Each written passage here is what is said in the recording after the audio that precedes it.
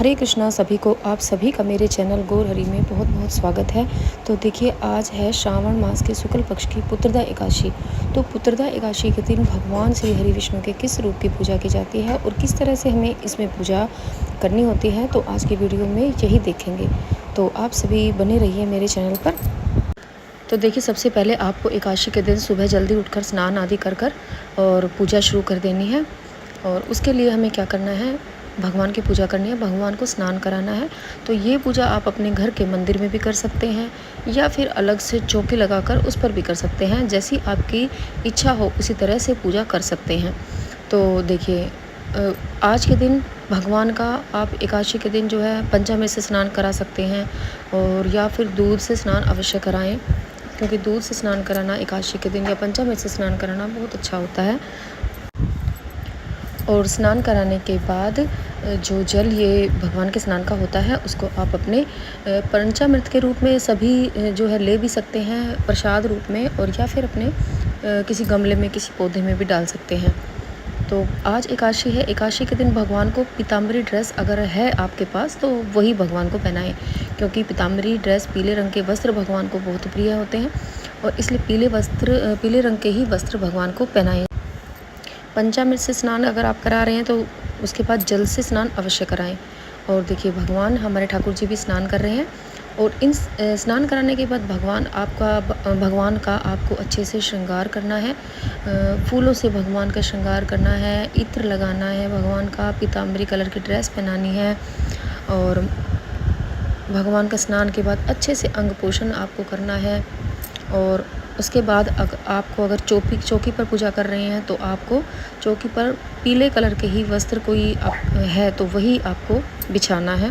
उसके बाद आपको भगवान श्री हरि विष्णु का अगर कोई रूप है, आपके पास कोई मूर्ति है तो उसकी पूजा करें। लड्डू गोपाल जी हैं तो उनको वहाँ पर स्नान कराकर अच्छे से वहाँ पर बिठाएं।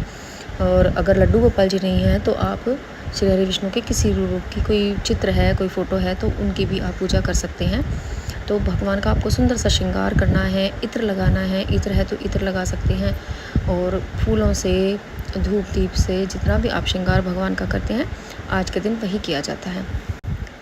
पुत्रदा एकादशी का व्रत जिस किसी को पुत्र नहीं है तो पुत्र की कामना के लिए करते हैं। और सभी स्त्रियां अपने बच्चों के स्वास्थ्य के लिए, अच्छे स्वास्थ्य के लिए भी व्रत करते हैं। भगवान सबके बच्चों को स्वस्थ रखे, इसीलिए ये व्रत किया जाता है और ठाकुर जी की कृपा सब पर बनी रहे। तो देखिए, हमारे ठाकुर जी ने भी श्रृंगार कर लिया है, स्नान कर लिया है, तो अब उनका श्रृंगार करा रहे हैं, सुंदर सुंदर उनको आभूषण पहना रहे हैं। और देखिए, हमारे कान्हा जी कितने सुंदर लग रहे हैं। और देखिए, एकादशी के दिन सुबह के समय भी पूजा की जाती है और शाम के समय पर भी पूजा की जाती है। शाम को भी आप भगवान को धूप दीप से अच्छे से आरती करें, पूजा करें। और उसके बाद रात्रि का जागरण भी किया जाता है। तो हो सके तो पूरी रात अगर जागरण नहीं कर सकते हैं तो कुछ देर आप जागरण अवश्य करें। कम से कम 1-2 भजन भगवान के सामने आप ज़रूर सुनाएं। और हो सके एकादशी के दिन सुंदर से भगवान का श्रृंगार करके, और भगवान एकादशी के दिन कुछ 1-2 माला जितनी भी आप सेवन पड़ती है तो आप भगवान के नामों की माला जप अवश्य करें। और देखिए, ठाकुर जी के स्नान के बाद हमने यहाँ गौ माता का भी स्नान छींटे देकर स्नान रूप करा दिया है और अब इनका हम अंग पोषण कर रहे हैं। और ये हमारे मयूर हैं, बहुत ही सुंदर, भगवान की सेवा में हमेशा रहते हैं।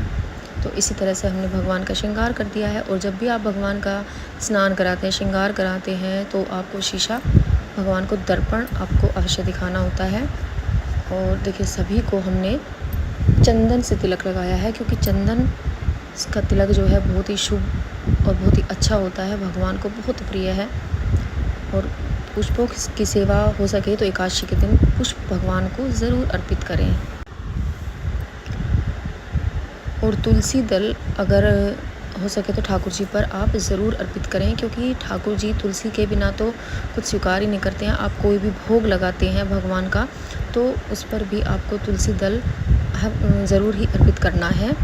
और देखिए, पूजा करते हैं तो आपको एक दिया लेना है, दिए दिया जलाना है। अगर हो सके तो गाय के घी का अगर आप दीपक जलाते हैं तो बहुत अच्छी बात है। और एकादशी के दिन आप तिल के तेल का भी दीपक जला सकते हैं।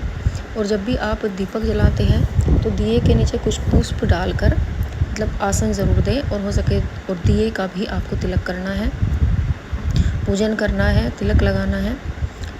उसके बाद आपको एक जल का लोटा पास में रखना है, क्योंकि आप कथा सुनेंगे तो कथा सुनने के लिए आपको जल का लोटा अवश्य लेना है। और भगवान को कोई भी फल हो तो ऋतु फल जो भी है भगवान का भोग, फल का भोग लगाना है। कोई भी आपके पास मीठे में अगर आपने भगवान के लिए कुछ बनाया है, अन्न का भोग ना लगाएं, क्योंकि एकादशी है। तो आप कुछ भी भोग, अन्न ना हो बस, तो कुछ भी भोग आप भगवान के लिए ले सकते हैं। और देखिए, जब भी आप भगवान का पूजन करते हैं एकादशी के दिन, तो आपको कथा सुननी होती है। कथा के लिए आपको हाथ में कुछ तिल लेने होते हैं, और क्योंकि चावल नहीं लेने होते हैं, एकादशी है इसलिए चावल नहीं और तिल लेने हैं। और कुछ तिल आपको दिए में ज़रूर डालने हैं, क्योंकि कहते हैं जितने भी दिए में तिल हम डालते हैं और वो तिल चटकते हैं तो उतने ही हमारे पाप नष्ट होते हैं। और हमें कथा सुननी है। कथा सुनने के लिए हमने तिल हाथ में लिए हैं और पुष्प हाथ में लिया है, और इसी तरह से हमें कथा सुननी है। और कथा सुनने के बाद जो हमने हाथ में पुष्प और तिल लिए हैं, तो वो कुछ भगवान पर चढ़ाकर और कुछ अपने लोटे में हमें डाल लेना है, क्योंकि हम सूर्यदेव भगवान को जल देंगे, तो इसलिए हमें उसमें डाल लेना है। और उसके बाद हमें अपने ठाकुर जी की अच्छी सी सुंदर सी आरती करनी है।